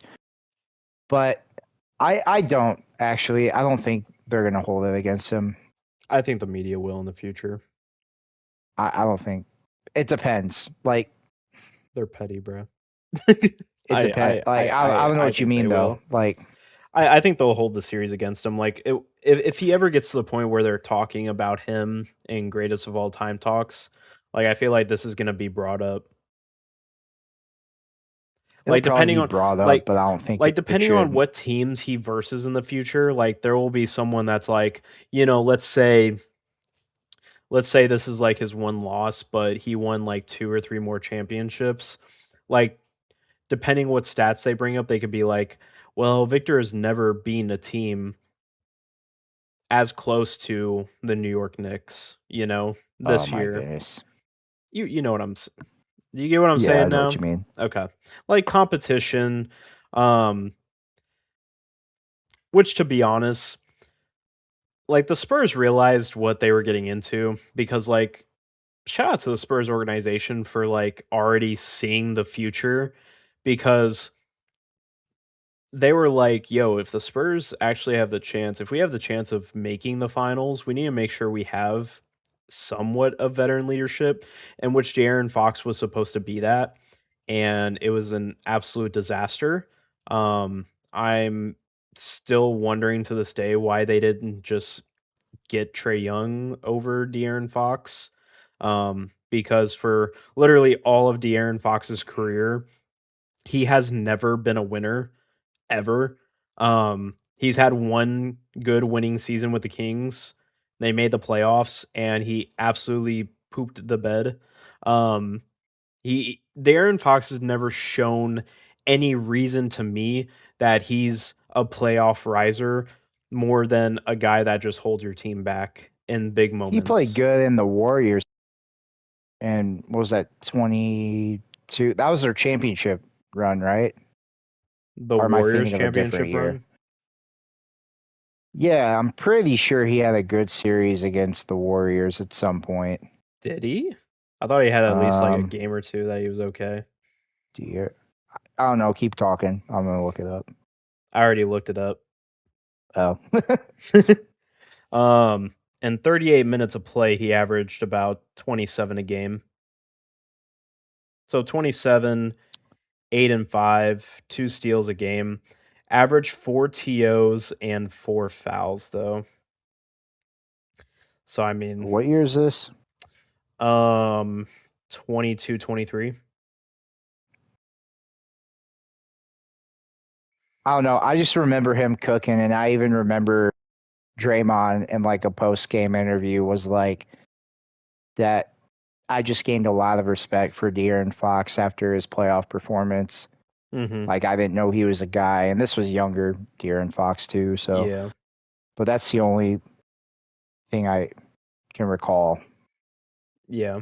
from But he played for the Kings too, so it's like, I yeah, mean, he's not going to be he took a 24 big of a winner. he averaged 24 shots and averaged 28 points per game. So take that as you will. That's what I call efficiency. Uh Efficient. I don't know, missing. man. I don't know. If You didn't let me finish. Yeah. Yeah. I don't know, man. If you're shooting 24 shots a game, I better see you average over 30 in my opinion. But anyways, Yeah. it's fine. I mean, he played good on, like, if you look at the stat sheet, he played good. Okay, it's fine. Whatever. Definitely did not hear. They should have picked up Trae Young. Trae Young has had way more success than De'Aaron Fox in the playoffs. He's made a conference finals being the best player on his team and got stopped by And cooking the Knicks. literally he's known for cooking the Knicks. They needed him for this. We missed out on a Trae Young versus Knicks finals. The Spurs took that away from us. I just want you to know that Spurs took that away from us. It's messed up. The most boring team ever could have had Trae Young on their team to bring some absolute aura to the franchise by stepping on the Knicks logo and spitting on it. Mr. And Kyrie 2.0. and doing his little ice tray emote, the little shiver. Yeah. Hit him with the shiver. He cold. Yes. But I'm still advertising for him, so hopefully he actually gets to play with that team, because honestly, with Trae Young's deficiencies on the defensive side, I've always felt like the Spurs team is literally the only team that he could play for where he could bring big value and they could actually hide him. Which is proven that it can work if you have 4 really good defenders around you, because obviously the Knicks, it worked out for them because Jalen Brunson was disappearing a lot of times during the finals, way more than I thought he was gonna. But man, did he show up in the last game when he needed to. The biggest game of his life for sure. But regardless of that last game, he was not having a good run, dude. It was really rough. He was shot chucking. I can't lie. And that's what makes the Spurs loss maybe the only disheartening thing to me, is the fact that Jalen Brunson, like, you actually did stop him for majority of the time, and you still lost because you had 14-point leads every game. I saw a stat, dude.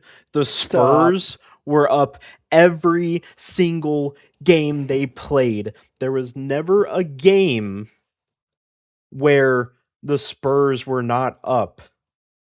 Double digits too. Yep. Right? They averaged at least 14 or more. They were up the whole time. It's crazy. It's insane. The Knicks are just going to go down in history as one of the best playoff teams I've ever seen in my life. They held the Spurs to 1 game. They only lost 3 games in their entirety in their whole run. That's amazing. If you're a Spurs fan, you'll be back next year. You're probably going to win next year. If you're a Hawks fan, you're feeling real good. You're feeling real nice right now because you got more games out of the Knicks than the Spurs did. Did you choke probably harder in your last game? Yes. But at the end of the day, you didn't choke a near 30-point lead like the Spurs did. I'm curious how many points the Knicks outscored the Spurs in the fourth quarter. Wait, what?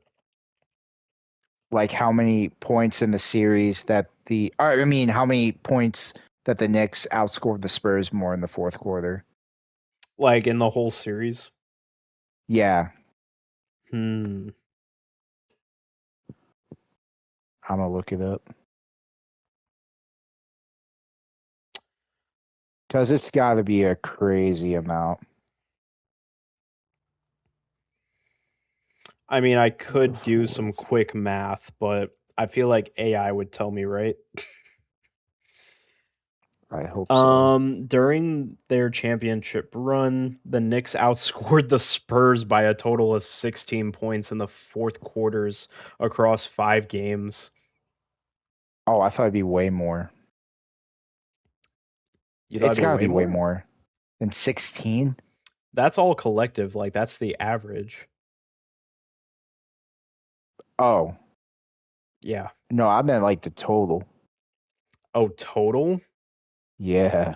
Oh. um, well, game 5 was rough, though. Oh, this is not even including game 6 either. Okay, I'm gonna do Where math. where they really got it was game 4. They outscored them by 28 in game 4 in the fourth quarter. Oh, that's brutal.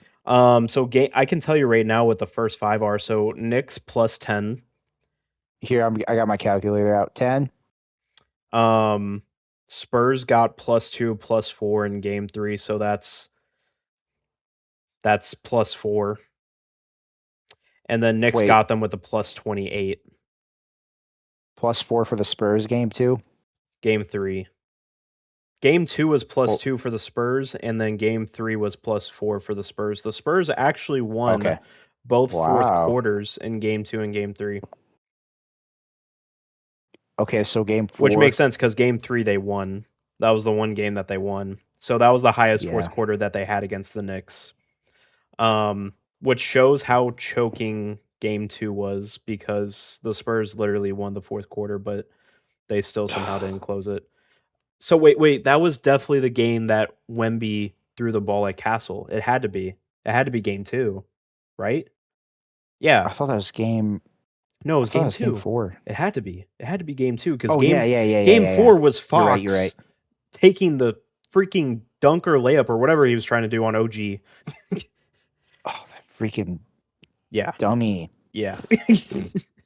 Instead of running out the clock. Because that's when Um Wemby. yes. Oh yeah, he Yep. missed free Yep. arrows and then he. hmm Okay. Okay. Go The ahead. the Spur that's because I remember the Spurs realistically, if they would have done what they should have been up 3-1 in the series. They should have lost game 1 and then they literally should have won the next 3, but they choked in the next 3 is what happened. Well, game 3 they almost choked in game 3, but they were able to pull it together. Um but yeah, game 4 Knicks plus 28. So they were they're plus 6, plus 28, so So it's 34. 32. Oh, it's 32. Oh, yeah, 32. You're right. Um, and then the Knicks got outscored by 20 in game 5. Game 5 that was rough. That was bad. Oh, it's 11. It'd be 11. Oh yeah, because that was the So last game, right? Yeah. Oh, I'm tripping. so it's That is all 5. Yeah. 43, Uh-huh. 43 total points. So I Yep. thought it was gonna be a lot more, to be honest. But point still stands. The Knicks cooked Dude, the Spurs in the fourth dude. quarter. The Spurs should have been up. Actually, the Spurs should have Spurs. won 4-1. It should have I been the know. other way around. but Why? but that's what decides finals, Zach. That's what decides finals is literally players that are able to win it at the end. Who's able to close out games? And turns out the Spurs are not able to close out games because they still have Yet. a young team. True. But it's because they still have a young team and they have De'Aaron Fox on their team. So but the Knicks have Jason many Tatum would have players never like let that OG happen. Anunoby who can close out games. Jefferson City himself, by the way. Missouri boy. Boo. Big Missouri. Better than I'm so Jason sad. Tatum. You wish. In your dreams. Oh my gosh, I love OG. But yeah, dude, the Spurs really should have won the next four. If you look at the stats, what I'm looking at, it should have been Knicks game one, Spurs sweep from there. But they Dude, choked. I honestly love the trade proposal I told you about. I wish it would happen. What? Fox and a first to Minnesota for Randall and DiVincenzo. I would love Randall is that. so bad though in the playoffs. But Dante's Well, great. It's great, dude. to be fair though, I don't know if he's gonna be great after what he suffered, but giving Rand or just giving another front court body who's somewhat competent, even though, you know, he's a he's just a bigger De'Aaron Fox low key, but like you're getting DiVincenzo at least, and you're freeing up the point guard spot for Dylan Harper. yeah. I do like that. And it's crazy to think too. If the Spurs ran into any other team, they probably would have won. The Knicks were the Let me only see. team in the NBA that going into the finals, I felt like they were the only ones who could actually beat the Spurs.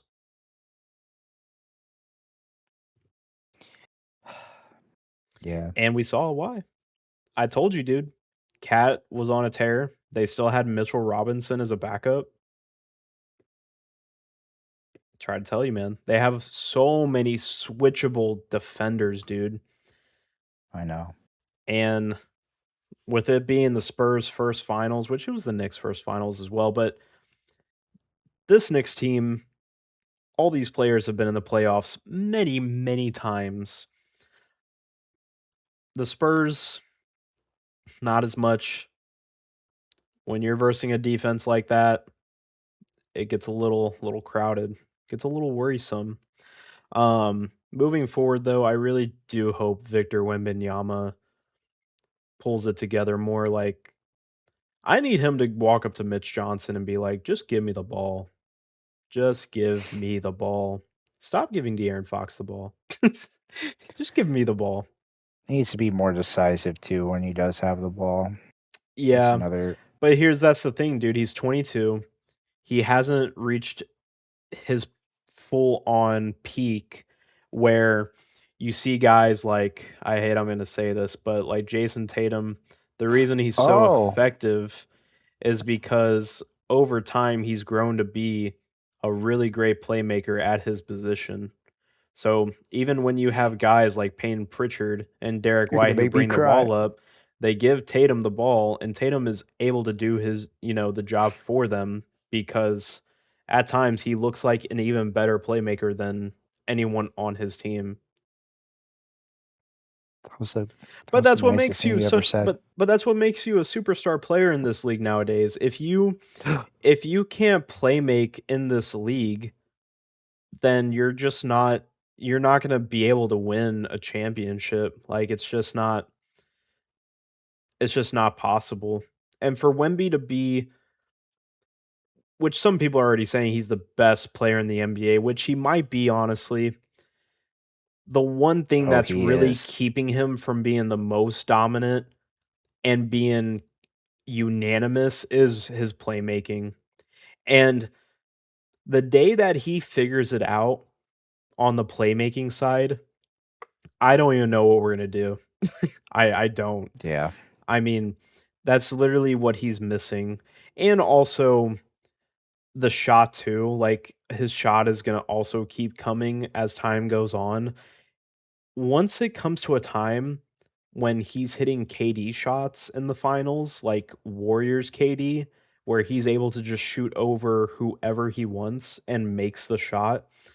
Whenever that happens and the playmaking, he's literally gonna be possibly the most unstoppable player we've ever seen ever in the NBA. So hopefully he can figure out both of those. And if he does, I don't know what teams are gonna do. I don't know how you'll be able to stop him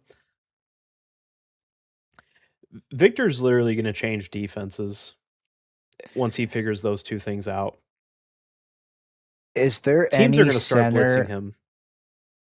Yeah. But go ahead. What were you saying? Well, I was gonna ask you a question. Yeah, go ahead. Is there any center in the league that he did not play in this year's playoffs that you think could have had somewhat success like Cat did against Wemby? Dude, it was Or literally Cat just one of Cat. one? And I mean, Isaiah Hartenstein did his job. No. I mean, like a player that he did not play in the playoffs. Oh, did not? I guess it's more speculation, but do you think there'd be anyone else in the league who's a center that he In did the not league, play not in the just the playoffs? conference. Yeah, just someone he did not play I mean, that could have had a similar. Are you gonna say Bam? no. Okay. No. Okay. You're insane. You're Okay. crazy. I No, would I'm not say crazy. DeAndre Ayton. Stop. I'm kidding. Rudy Gobert would definitely get cooked, I feel like. I feel like you have to be more quick-footed like Cap. I would like Giannis is the only one that comes to mind. Cat did his job, and I would need to see it, man. I need to see a Cavs and Spurs game, but I wonder what Jared Allen could do against him. Mm, And that's interesting. I know they had some games this year. I'm looking it up because they do. I mean, they do pull those numbers. Like, how many points were scored on Jared Allen?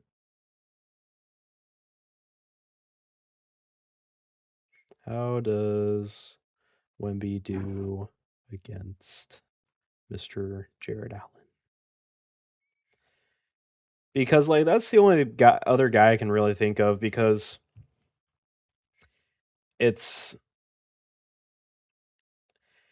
just that type of frame where Jared Allen is super long, really good rim protector.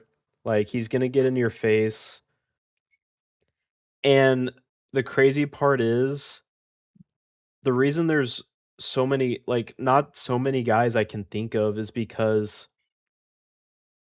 the NBA just doesn't have a lot of modern day big men that are defensive heavy, which is probably going to change now, because with Victor, a lot of teams are probably going to now like defensive bigs are probably going to become more prominent as the years go on now, because That's probably why Mara is gonna go higher than people think. yeah, dude, I wouldn't be surprised. I mean, Yeah. for what he's doing. And then also I would say like Giannis, Jared Allen, I mean, Cat did well, which I was super surprising. But I mean, like I said, his metrics were showing that. I'm surprised. I was super surprised compared to how I would have thought of like a year ago. But seeing it now unfold, it's crazy. Um but yeah, it literally says Jared Allen has played him very well. It actually says he neutralizes Wemby. So, What do you think Jaren Jackson could do?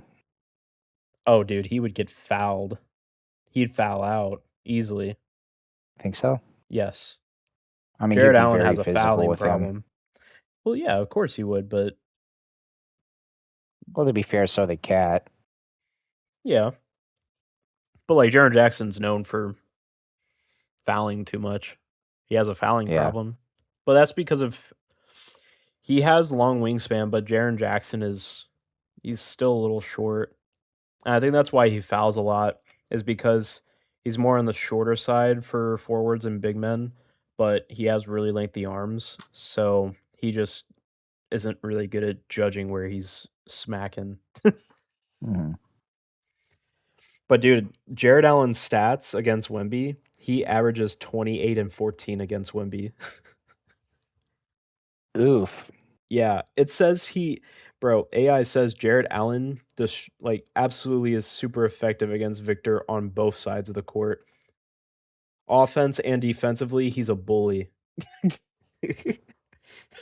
Okay, I just looked up Walker Kessler on AI, and Okay. he averages, or Wemby in 6 career matchups, 23 points per game. It says Walker Kessler is actually one of the few centers with the size and rim protection instincts to at least make Wembanyama work.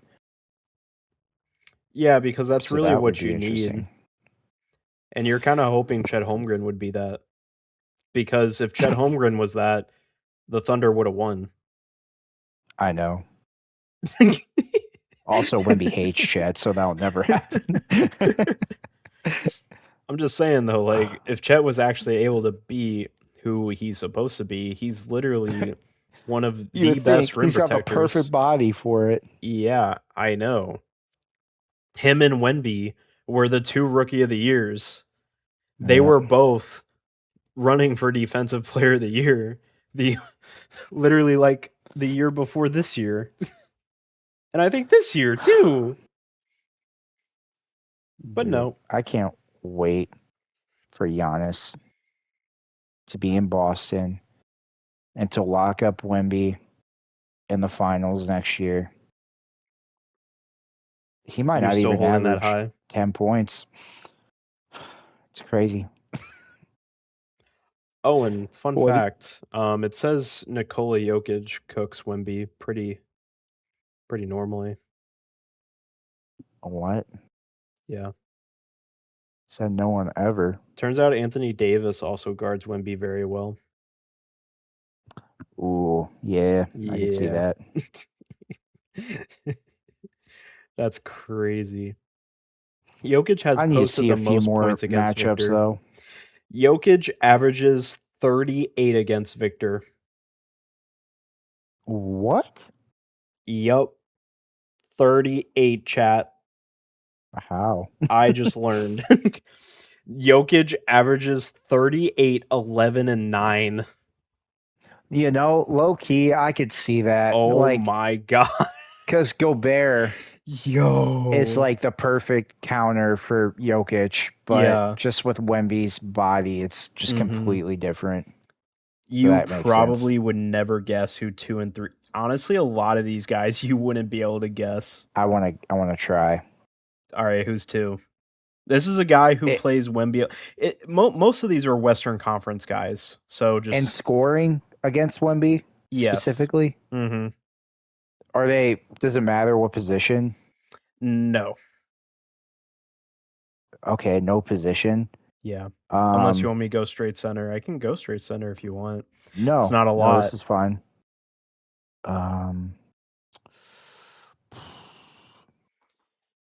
Kevin Durant. Ooh, he's there somewhere, just not 2. Okay. He's top 10.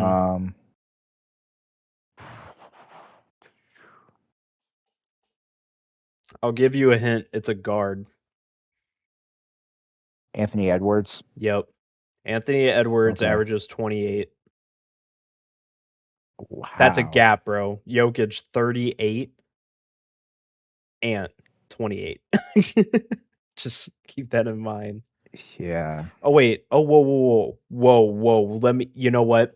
No, I was going by total points. My bad. Points per game is totally different.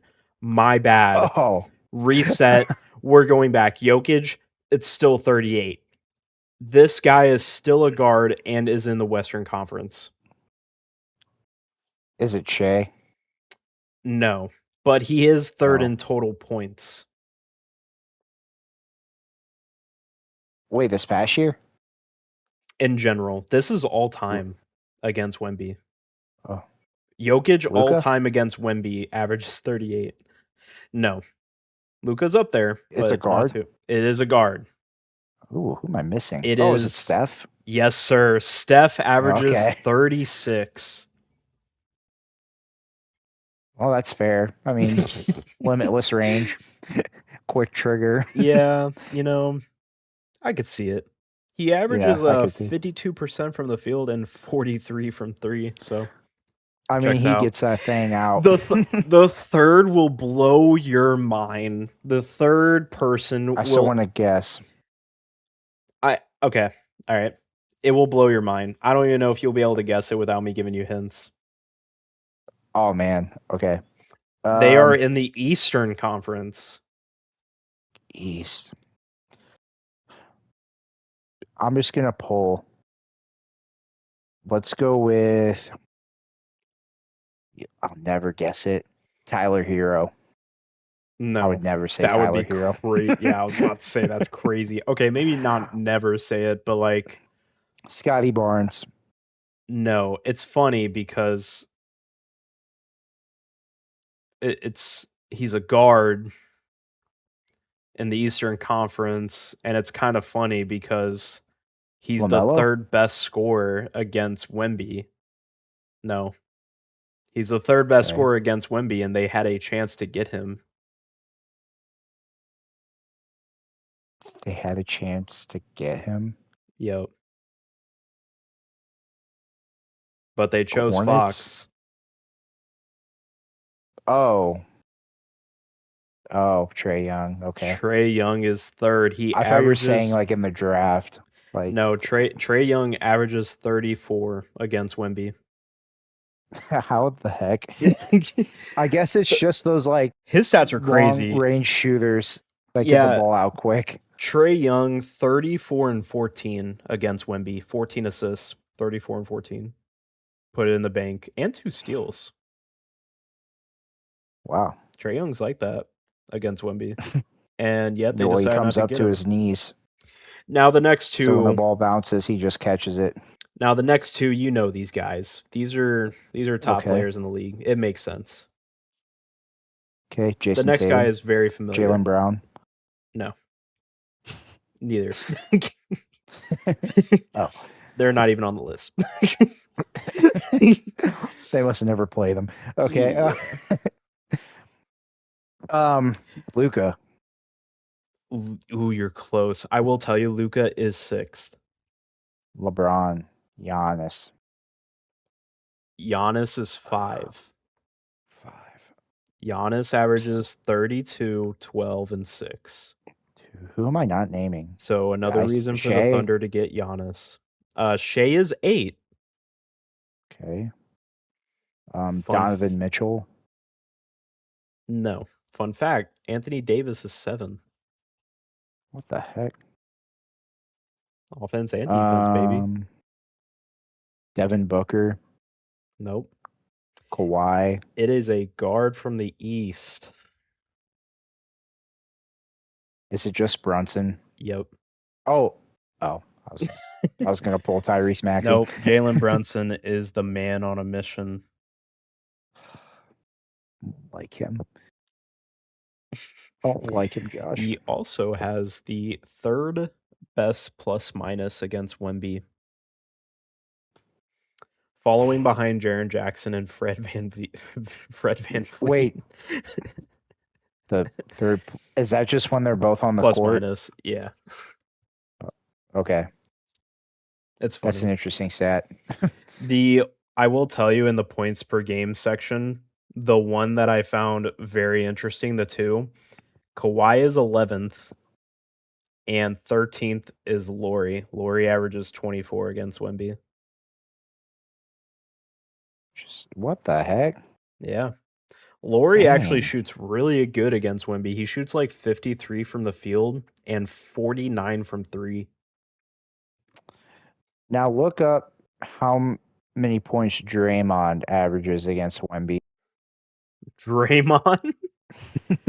There's need to no know. way. Over or under 4 points. If Draymond holds Wemby well, Draymond is the best defensive player of our generation. Easily. I mean, he already is. What am I talking about? He already is. No, this is Draymond scoring on Wemby, I'm saying. Oh, scoring on Wemby? Yeah. Oh. I would like to see it both ways, too. It'd be fun. That's why I said over or under 4 points. Oh, that's mean. That's mean. Come on, man. Come on. No. I can't go higher. I'm not. It's a good line. Are you going under 4? No, I was more so being sarcastic. I'll go 6 Under as or the line. over? Under 6. Like average? Yes. It is over, Zachary. What? Yep. Yep.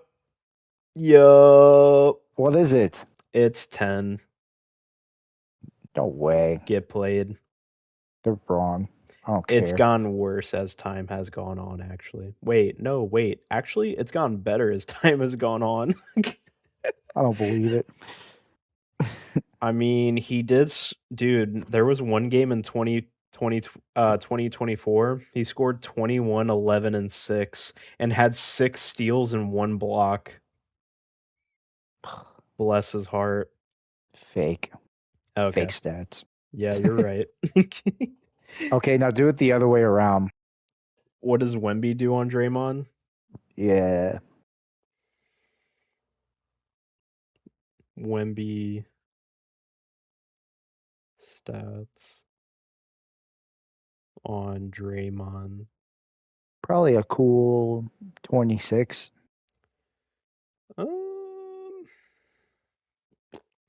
You said 26? Maybe. What if it's lower? I'd say that's wrong. Wemby What is it? averages 30, 12, and 6. Oh, you played me.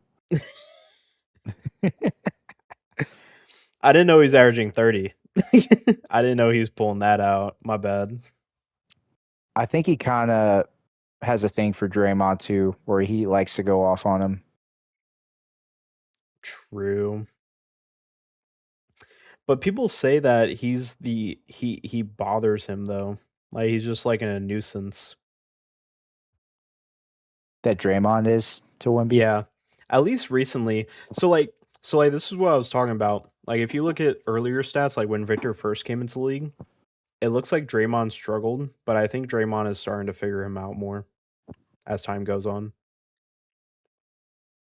Probably. Which makes sense because that's just Draymond's IQ. Like after the several times of playing him, he just gains more knowledge of how to guard Wemby.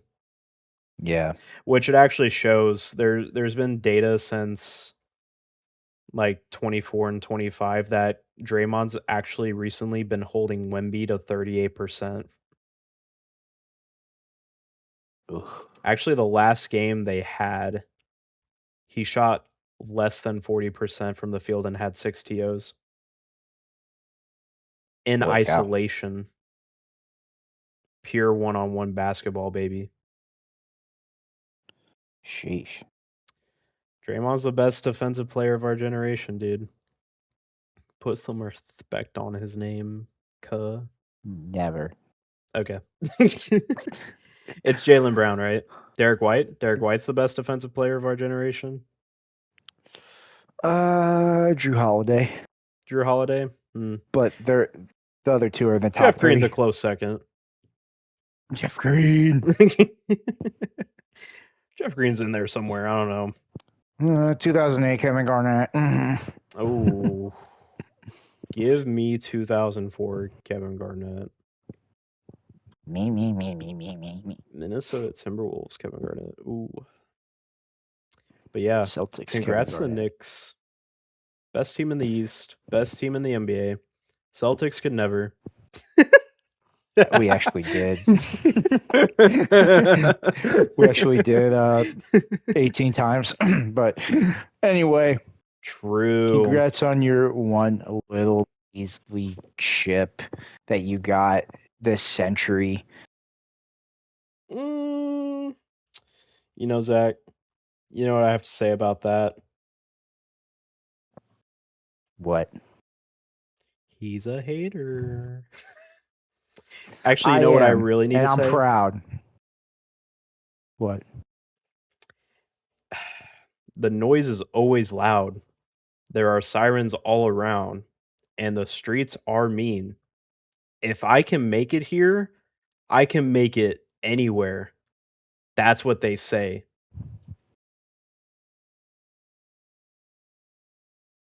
Good night, everybody. Okay.